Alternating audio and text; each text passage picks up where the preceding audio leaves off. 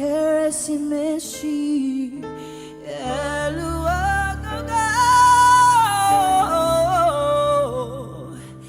Eluagogo Olubalade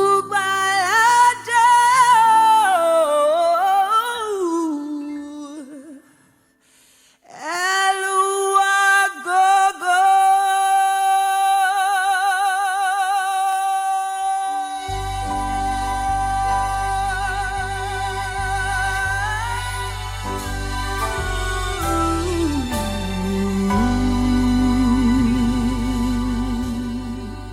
This 12 Days of Christmas on Rubbin Minds is brought to you by Noor and Lipton. It's another beautiful Sunday afternoon. This is Rubbin Minds. Welcome. My name is Ebuka Obiuchendu. Thanks a lot for joining us. Merry Christmas. Hope you've been enjoying the season so far. We're continuing our Knorr and Lipton Thank You series today and appreciating some of our heroes, people who have done amazing things in the course of 2020. Yes, it's been a very tough year by so many standards. But hey, some of us have been great enough to rise up to the occasion and, put smiles on people's faces. So just fought through it and, done great things in spite of all of the hassles that 2020 has brought to us. Yes, COVID is still around. Be safe out there, guys. A lot of people have said, those who know, say that things are even worse now than they were when we were scared earlier in the year. So if you think it's time to relax, it's definitely not. We need to start 2020, at least go through 2020 much better than we have. 2021, I beg your pardon, than we have for 2020. So please follow all the guidelines and the rules and please stay safe. I'm joined now by Folakemi Ezewane, who is a frontline worker. Thank you very much for being here today. Thank you. And happy holidays. Happy holidays. So I want to talk about your experience because, a lot of you have been celebrated but have been faceless to a lot of us. We just hear frontline workers, medical doctors, health workers have been doing amazing stuff. But it's nice to put a face to, some of these people we hear about. Tell us a bit about your experience through the year and how much of a difference it has made with what used to obtain for you as, as a health worker. Okay, so when COVID started, I tried to follow up the news because I'm a doctor and I also do some sort of health awareness on social media. So I started looking for volunteer opportunities and everyone thought I was crazy because it didn't make sense to anyone. People died during Ebola and I worked as a doctor as well during Ebola. Oh, wow. So I was afraid, but I really honestly just wanted to help. So I signed up to 2 volunteer opportunities and got accepted to the 2. And I eventually went with Etiosa Isolation Center. So you were in an isolation center right from the start? From the start. So we had to leave with the first set of volunteers.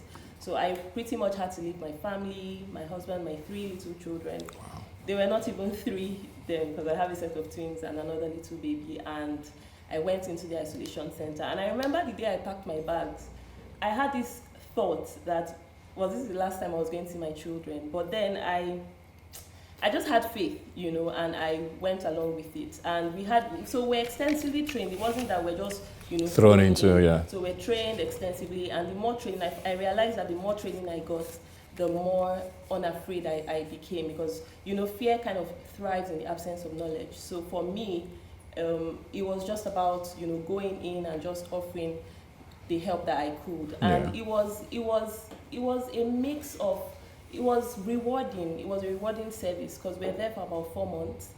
And Wait, you were away from your family for 4 months? Yes, I was. Trust me, it was not the easiest thing. I used to Skype, do video calls with them.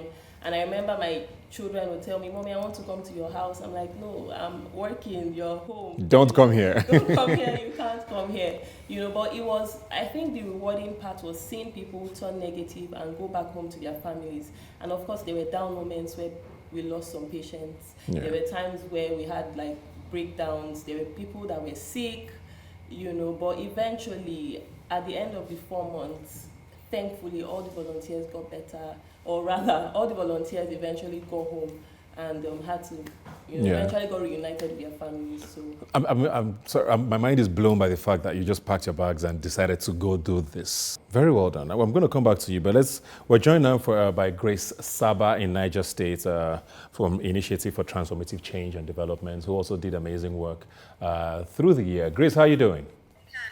Hello, I'm doing good. And you? Very well, thank you. So tell us about, I heard a lot of things you did with women and girls in Niger State. Tell us a bit about it. Yeah, so the COVID period is a very devastating period for everyone, and more so, it exacerbated the inequalities that women and girls continue to face, especially in a place like Niger State, which is highly patriarchal and conservative. So during this period, there was increase in sexual and gender-based violence, and we mobilized and worked with adolescent girls to share information on sexual and gender-based violence. Aside the work that we did on social media, we used social media to share information with young people, and then we organized a 3-day virtual training for adolescent girls aged 15 to 19 on sexual and gender-based violence. So we had sessions on human rights, on gender and gender-based violence, and also how to seek help when experiencing gender-based violence. Some of the measures put in place by the government, especially lockdown, had huge effect on women and girls, because it means that women and girls are in confinement with their abusers and also have limited or no access to any form of safe shelter or support, especially psychosocial support. So this was an avenue to empower young girls with information, and also to know when they're experiencing abuse, because for some people they're in certain situations and they're not even aware of what is happening to them. So it was a good thing, and we trained 15 adolescent girls on sexual and gender-based violence. Interesting. I mean, like I said, what was the motivation for you to do this? Because I mean, a lot of people were going through a lot of things this year, and there was really most people were not motivated, to help, because people were going through mental, physical, and emotional stress with all of the drama that came with 2020. What was the motivation for you to do this? Okay, it is the work that we've been doing over the years. We've always had reports and handled cases like this, but within this period, there was a spike. There was an increase in all of these reports, domestic violence and even sexual violence. So it means that we cannot fold our hands and let this continue. So we have to do something to help young girls, because the COVID situation made them more vulnerable, okay? Because of the lockdown, poverty rates also increased, and it means that young girls who are in families that depend on daily earnings are unable to survive or cope.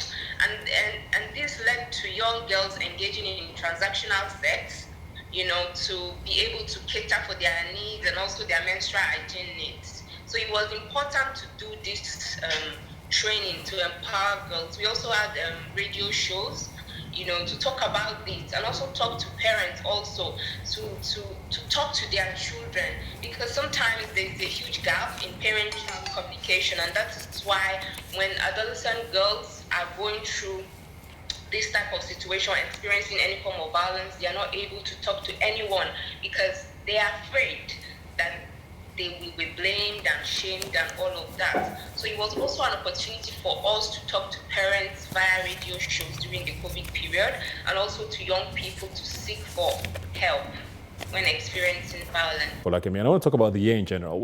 What looking back, what would you say shocked you the most about 2020? I mean, as a medical personnel, I'm sure a lot of things don't shock you, because you probably have seen, maybe not seen it all, but you've seen a lot of things, and especially with a year like this. But was there a moment that you went through that you said, oh wow, this was probably quite intense for you? And how did you overcome it, if at all? Okay, I think the most challenging situation for me was during the lockdown, especially when I was living in isolation, because at that time, I think I had been at the center for about 2-3 months, and I was beginning to be really homesick. So I had gotten a call. My son he hit his head on a sharp edge, and he was bleeding.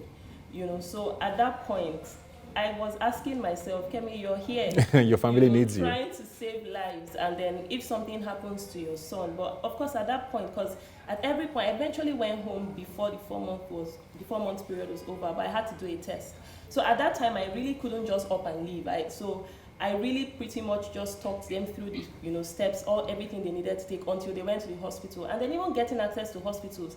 The first hospital we went to was on lockdown because they had gotten a COVID case. The second hospital, the same thing, and then we eventually settled for another children's hospital. So I think that was really intense for me. And by the time we had the next therapy session, because they had psychotherapists that we used to come, to talk to us, I just broke down, and I was a mess. And at that point, everyone was like, Kemi, please go home, because this is becoming too much. And I think another highlight of the year was when the lockdown just started and, I was driving and the roads were literally empty. I think at that point, I was the only one on, and I was like, it hit home for you. It was really empty. Of course, trust Nigerians. In another 2 weeks, people started getting back on the roads again. But yeah, that was also I think that's pretty intense, because I mean, family is always important, and if you, like you said, it still blows my mind that you abandoned that and just decided to go help. Not abandon, just put priority on saving lives. Let me put it that way, and I think that's very commendable.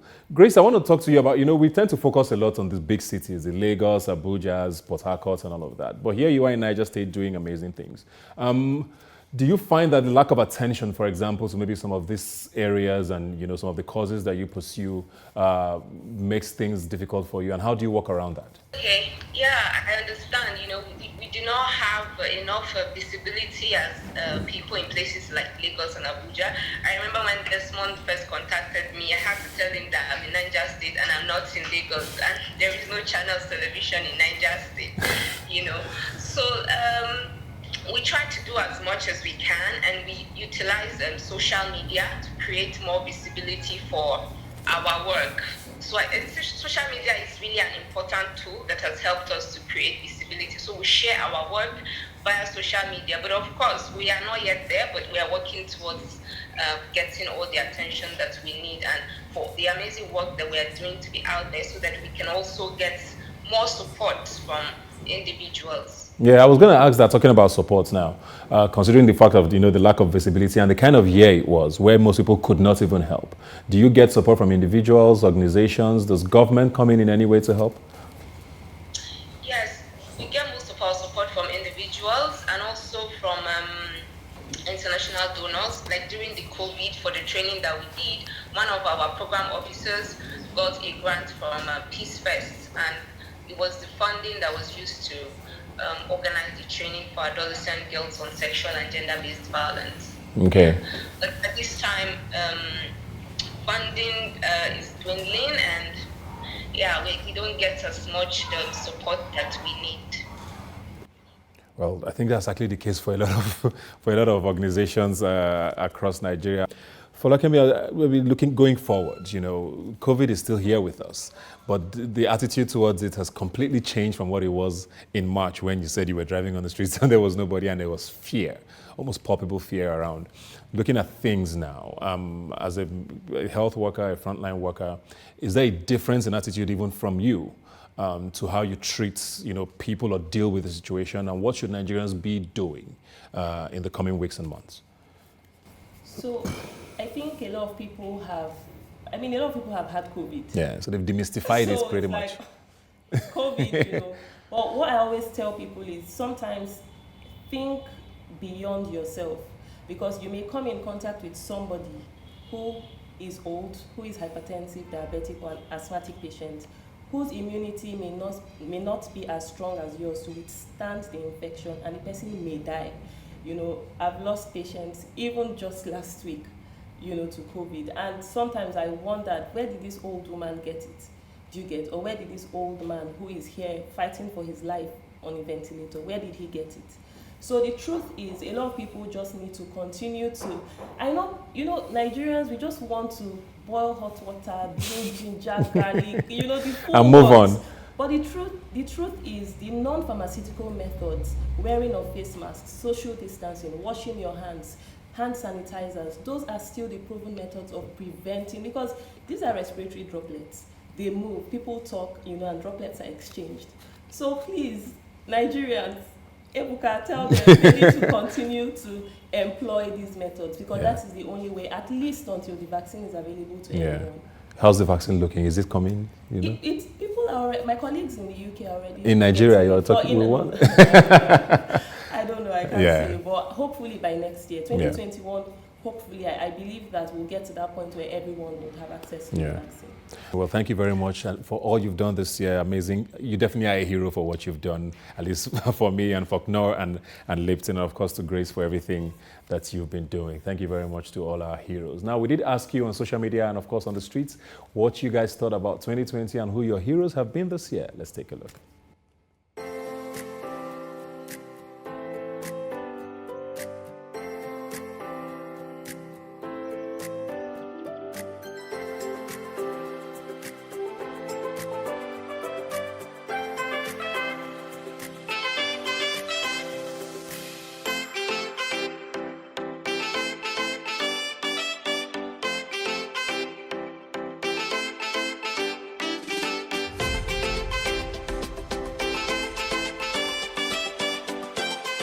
Wanna get with you, don't just stand there teasing me. Now it's time to show and prove. Welcome back to Rubbin Minds. Now, we're going to be switching the conversation, still talking about Knorr and Lipton, the thank you series. We're going to be looking at 12 big moments in Nigeria for 2020. It's been a crazy year, but in spite of that, a lot of interesting things still happened. And we're going to be talking Netflix today. How are you doing? So it's been a great year for film. Great and not so great. Let's put it that way. Exactly. And Netflix probably comes with the great side of things. We've had an original movie from Netflix before, Genevieve's movie. But Netflix finally came into the country. We have a whole team now that runs Netflix in Nigeria, and shows have been commissioned. How big an effect has that had on the industry, you think? No, it's had a very big effect, especially for someone like me who had 2 films come on Netflix this year. Okay, congratulations. Thank you. But it's been massive in the sense that for a very long time Nigerians were not able to go to cinemas. And we're all locked up in our houses. A lot of people started working from home, so people reduce the contacts they have with a lot of people. And streaming took over. So streaming just took over. But for me, the biggest effect has been the selling of the Nollywood brand. Yes. In the sense that, I'll tell you, like on a constant, I get messages in my inbox from countries that You would never have probably gotten I've to. never, saying, "Oh, I saw Light in the Dark. Yeah. I saw Sylvia." I'm like, Yeah. "Whoa, okay." Yeah. I mean, I never had this effect until Netflix. Yeah. So it's been massive, and to think that we now have originals, coming up. Yeah. It's just been awesome. I mean, I did have a conversation with someone who knows a lot about how the Netflix numbers work. And they said they came into Nigeria not necessarily because we had so many subscribers here, but they looked at when Nigerian movies were uploaded, the viewership across the world was crazy. And they're like, okay, there's something here, because for people to like what's coming out of here, we need to tap into this. So which is why I want to talk about money now. We've had a lot of conversations about, Nigerians. I mean, not all movies on Netflix are Netflix originals. There's been a lot of former movies that have come out in the past that have been sold to Netflix and all of that. And is the numbers game interesting yet? Or, we heard in the past about, other platforms, organizations that have come in and quote unquote ripped off, movie producers and film owners. Is that the case this time, you think? So, because I'm also a business person, Yeah. I have to look at these things in numbers. And so, as compared to others that we have dealt with prior to Netflix, of course, Netflix is way higher. Yeah. So it's which is good news for producers like me. Albeit, by the time you now want to start comparing to contents in other parts of the world, maybe not so. Still just a little behind. Maybe not just a little, but but again, But that also puts pressure on you guys to now up your game, quality-wise. Oh yes, well yes, in the sense that for me is the fact that now I have another avenue where I can make money for my content, and make better money than other platforms that we've had prior to now. But I think ordinarily it's a no-brainer that as time goes on, quality would improve. Because when I look at Nollywood 10 years ago and Nollywood today, Yeah, very, very true. Fair enough. We're going to be looking forward to all the great things that Netflix has to bring. Hopefully it does more for Nollywood, and that's what we all hope for. This 12 Days of Christmas on Rubbin Minds is brought to you by Noor and Lipton. All right, another big moment this year. The Oscars are back in the conversation. And last year or 2 years ago, we had Lionheart's Genevieve's movie almost in the mix, and then it got disqualified because we heard it didn't particularly meet the criteria, for language. The Milkmaid. Very interesting movie, quite thought-provoking, and interestingly was done almost 98-99% in Hausa language. So that definitely qualifies it on that criteria. So I guess the rest will now be technicalities. But it's been submitted officially for Nigeria, and we're hoping it gets nominated, and we get to get in the mix. How are you feeling about that? No, I'm very ecstatic about it. Knowing fully well that the Oscars is the biggest platform when it comes to movies. And for that we have a Nigerian film now that's passed that first stage. We're hoping it passes the other hurdles and gets a nomination. And I think it's a good time for, in quote, foreign language movies because Parasite opened a huge door, if you ask me. Yeah. And in the conversation, people saying, can it really get there? Like, hey, if Parasite can get there, why not? Yeah. So I'm very hopeful about it. Yeah. And that it doesn't just open the door for The Milkmaid, but now other films.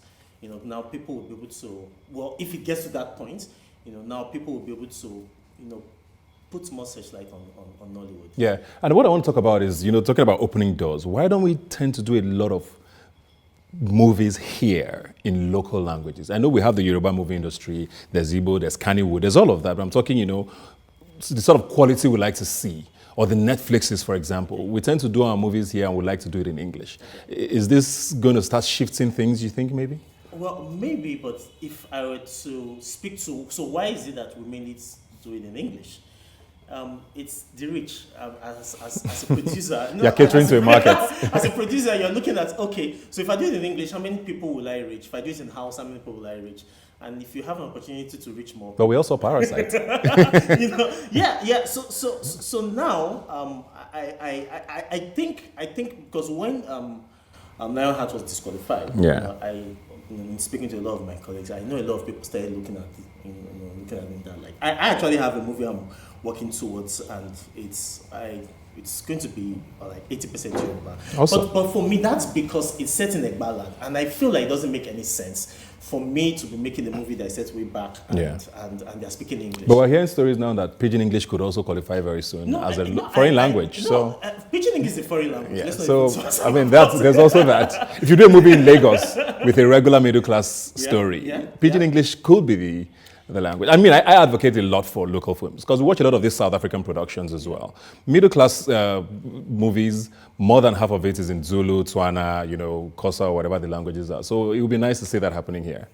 No, we do have a lot of Nigerian movies in Nollywood. Yeah. It's just that they are not, usually not in terms of quality of production. Oh, of course, I know that, yeah. But now, I guess a lot of people are beginning to go down that line now and begin to see what's possible. But I also understand, how it limits your reach and revenue. It's basically about the numbers at the end of the day. But in the spirit of being thankful, you too can prepare a meal for someone you're thankful for in 2020. Just use the hashtag #NaturallyTasty when you post it. Let's check out some of these recipes, courtesy of Knorr.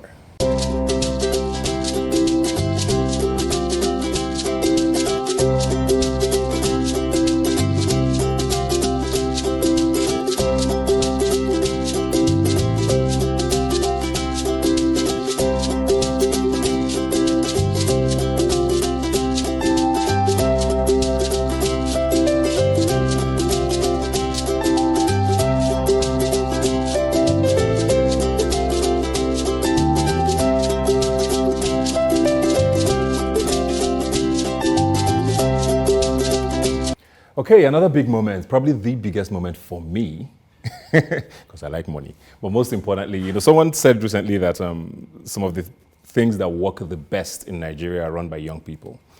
And if you're Nigerian, you've definitely heard Paystack at some point this year. Let's talk Paystack and the $200 million deal. They are laughing already. How much of an impact did that have in the tech space in Nigeria? Okay, so that was huge.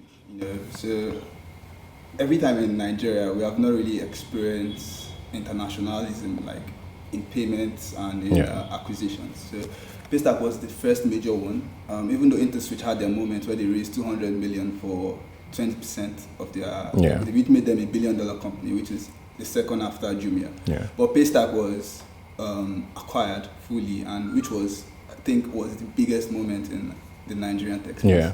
How did they get there? I don't know if you know the inside workings, but because a lot of young people are wondering, okay, I mean, not everybody's going to get $200 million, but, and the tech space in Nigeria is booming. Yes. Yaba has become a whole other thing. But people are also wondering, even if I'm not in tech, how do you get to that point where you have this sort of thing happen to your creativity, if I may use that word? Yeah, so I think it's just about building a good product, right? It really comes down to building a product that people want to use, and a product that has mass appeal. So Paystack, since the inception, they wanted to be the Stripe of Africa. They wanted to provide payments and give people access to do business across the continent. So when they started off, they claimed to be the Paystack of, they claimed to be the Stripe of Africa, and their dream came true. And it really happened. So I think it just comes down to your product. Make sure your product is good and serves a broad audience. Yeah. So is Paystack the exception, or is that going to be the norm, you think? So I think Paystack is the first one. There are a lot of companies that would actually rise up like Paystack did. Paystack, for me, I felt a little bit disappointed because I felt like Paystack was that company that all of us in the tech space always looked up to. Like, if Paystack could be $1 billion company, all of us could do it. So you think they sold too early? It's just my opinion. I don't really know. Because I've heard a lot of people in tech say that. Yeah, they should have. I think it comes down to a couple of things. I think, first of all, African customers are a little bit undervalued.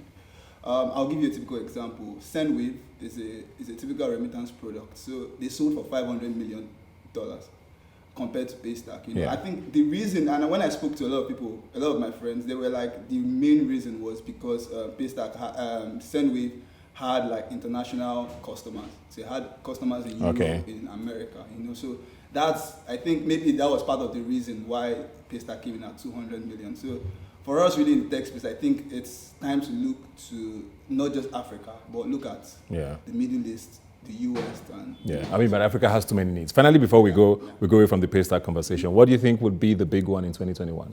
Any predictions, any names come to your mind? I would say Flutterwave. Yeah, why? I feel Flutterwave is building a very big business. It's not just playing in the payment space. It's also playing in the remittance space, which is massive as well. So it gives it that leverage, and it makes it a bigger company.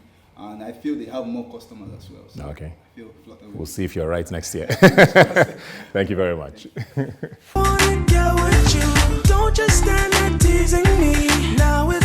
All right, let's go to our next big moment, and it's time for us to talk the Grammys. For the second year running, we're talking about the Grammys and Burna Boy. Yes. And a lot of people have said that this year might be the one for him. Do you think it is? I think he has a big chance. He has a big possibility.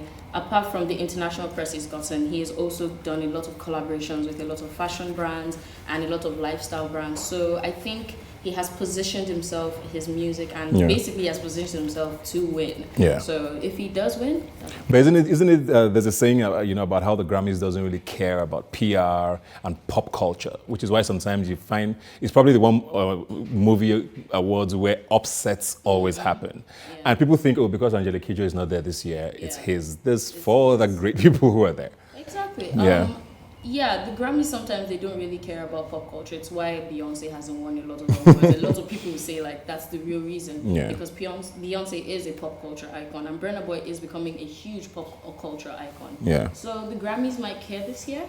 I mean, there are 4 other great, talented people nominated, so Yeah. it's all up for I mean, we all want it. Then there's Wizkid as well, who's on with Beyonce, and there's a belief that he's more likely to get it because of Brown Skin Girl was such a hit, such an anthem, for a lot of people, Yeah, and I'm also leaning towards that because I mean, Brown Skin Girl was huge everywhere around the world. The music video went viral, everybody loved it. Black is King is huge everywhere. Yeah. So it is looking like Wizkid may because of the association with Beyonce, but I do feel like Burna Boy still has a huge chance. I mean, Twice as Tall was a very good album, very good song. So I mean, both of them winning will be great. I mean, They are not in the same we would all category, we so would all be happy if both Burna Boy and Wizkid won. So like, I'm rooting for everybody. So Afrobeats has been on the rise, and this was supposed to be the year by a lot of analysis where things were going to break out, internationally in particular. Then COVID happened because there were so many tours planned by a lot of these artists. They were going to be on so many international stages, festivals, and all of that.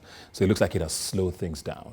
Do you think that's going to happen again next year? Because people move on very quickly. Do you think Afrobeats still has that steam going on? I still really think because streaming, because even though we were all inside and even though we were not allowed to perform or artists were not allowed to do a lot of things, they were really trying on streaming. You can see a lot of artists nowadays are really trying their best to make sure that they get those streams. So I really feel like if the quality of music is there and you are able to market yourself and put yourself out there, anybody around the world can hear your music. Yeah. Albania, Georgia, anywhere can listen. So as long as the people that are carrying Afrobeats out there are doing a great job, I don't think there will be a problem. I think it can even grow because more people are staying indoors and more people now have time to listen and consume all sorts of content. So I think it can grow. Yeah, I mean, look at BTS, but let's not go there. Finally, before we go, what do you think the Grammys would do for Afrobeats?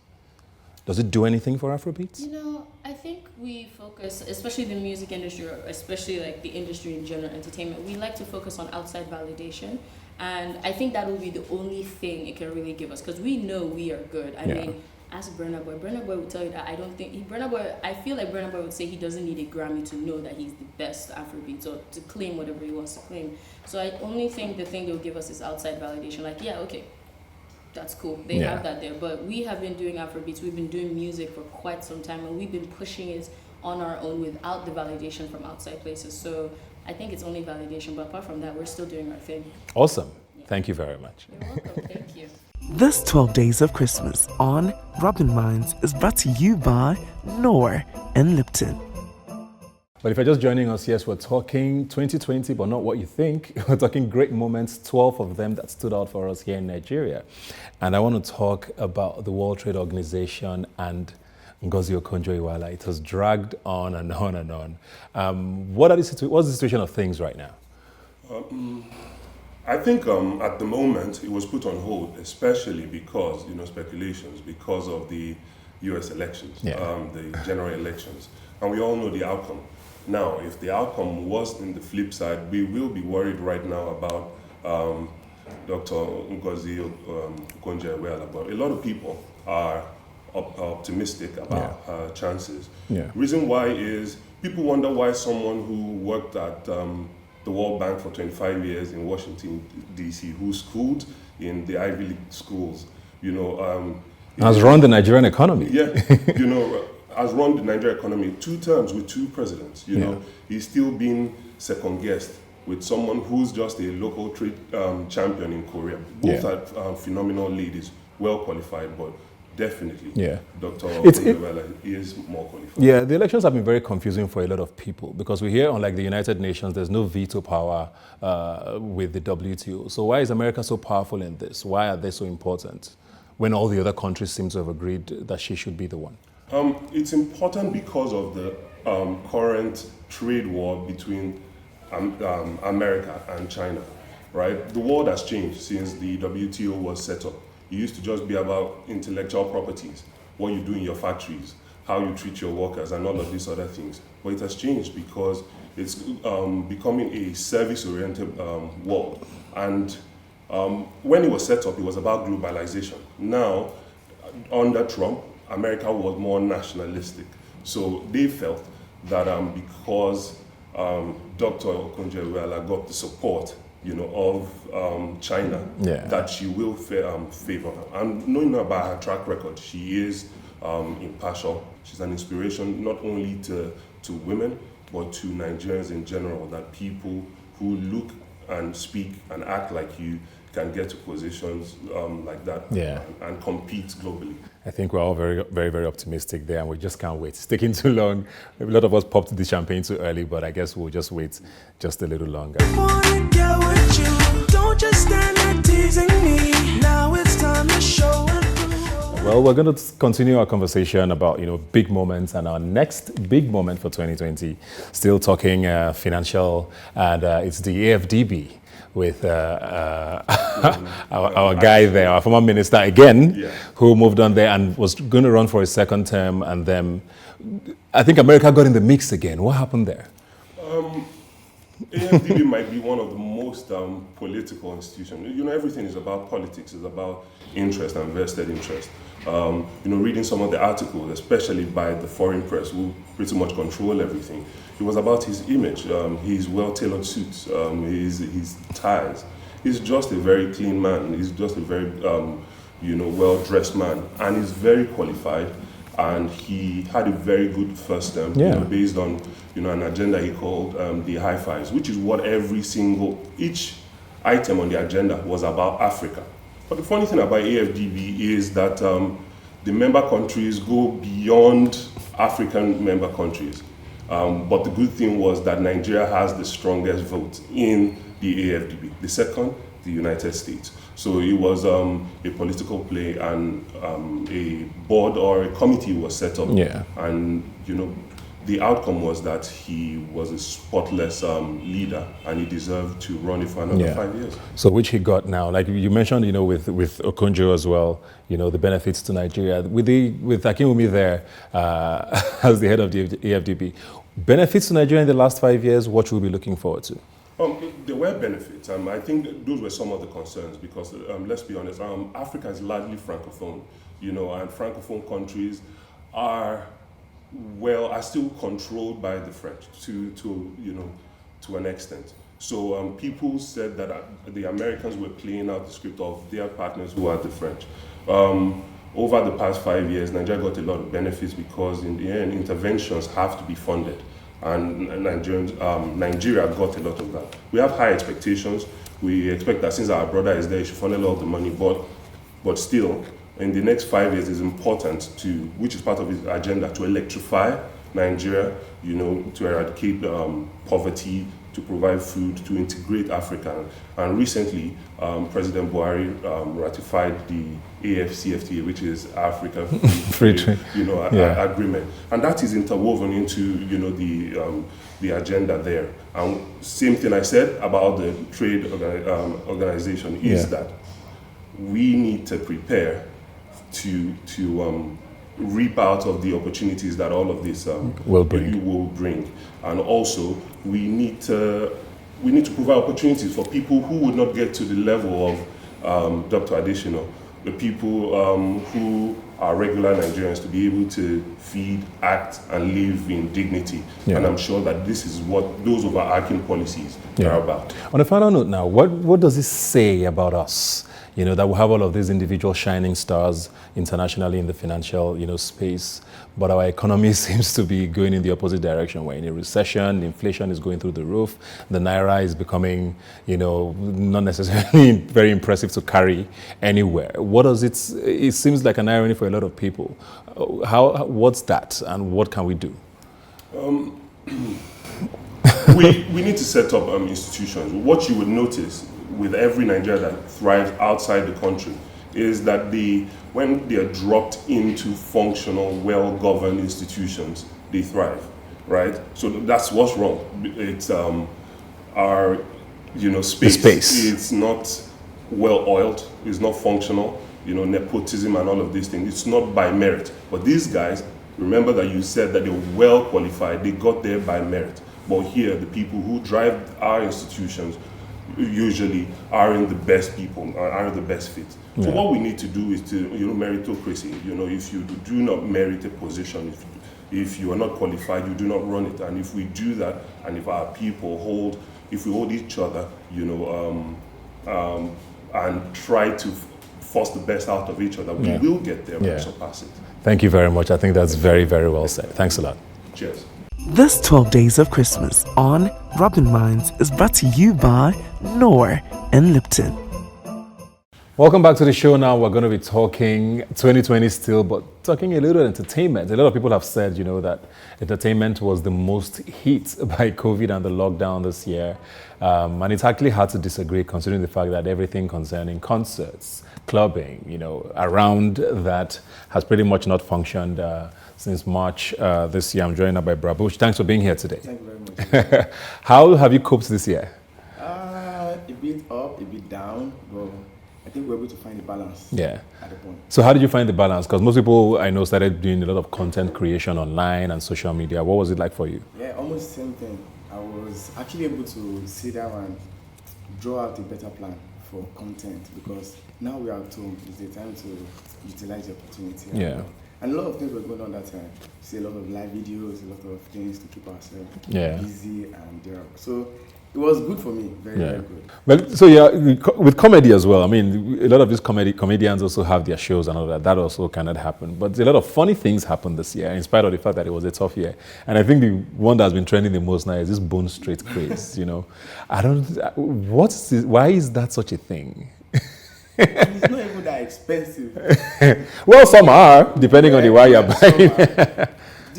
Like a lot is happening these days. The bone straight thing, I think we read something on Twitter that they sent the bone straight to dispatch, or you can't find a dispatch like that. Nowhere to trade. And they say, which one is bone straight? It's just a lot. We just need any small thing can make us happy.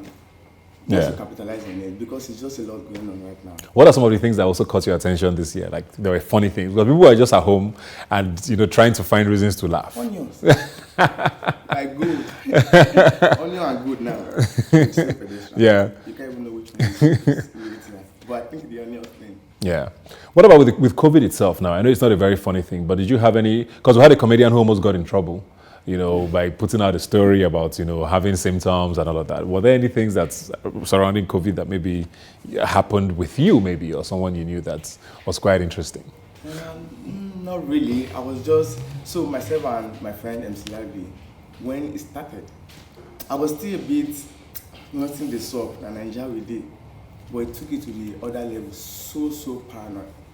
Any slight thing, COVID. Any slight COVID.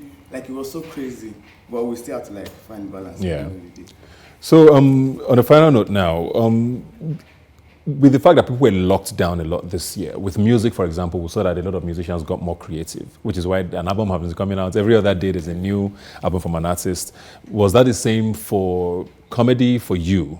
Did you feel like you got more creative this year or it got less because you were not able to interact enough to get content? What was it like for you? I think it was more for me. It was more for me because I could easily focus on myself. When there was no COVID, it was a lot of, it can be distractions, going out every day, this, shoot, come back. You might not have time to think how to make the project that you're doing, how to put it on a top level. So it was a very, very good one for me because I had to do a lot of rebranding and re-strategizing. So it was so good for me. What do you think is going to happen in 2021 with the industry? Nobody should hype 2021. Just leave it like it's. First. Thank you very much for being here today. Well, thanks for joining us on another beautiful Sunday, and thanks for joining us in 2020 for being amazingly supportive of Rubbin Minds. We'll be back again next year with more great things and, of course, continuing our 12 amazing moments, our 12 days of Christmas and the holiday season. Thanks a lot for joining us, and remember to stay thankful. I'll see you next Sunday.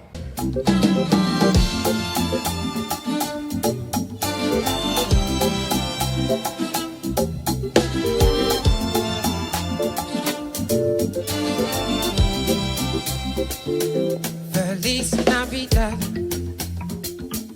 Feliz Navidad, Feliz Navidad, prospero año, felicidad. I wanna wish you a long Christmas. I wanna wish you a long Christmas. I wanna wish you a long Christmas from the bottom of my voice. I wanna wish you a Merry Christmas. I wanna wish you a Merry Christmas. I wanna wish you a Merry Christmas from the bottom of my heart. I wanna wish you a Merry Christmas. I wanna wish you a Merry Christmas. I wanna wish you a Merry Christmas from the bottom of my heart. I wanna wish you a Merry Christmas.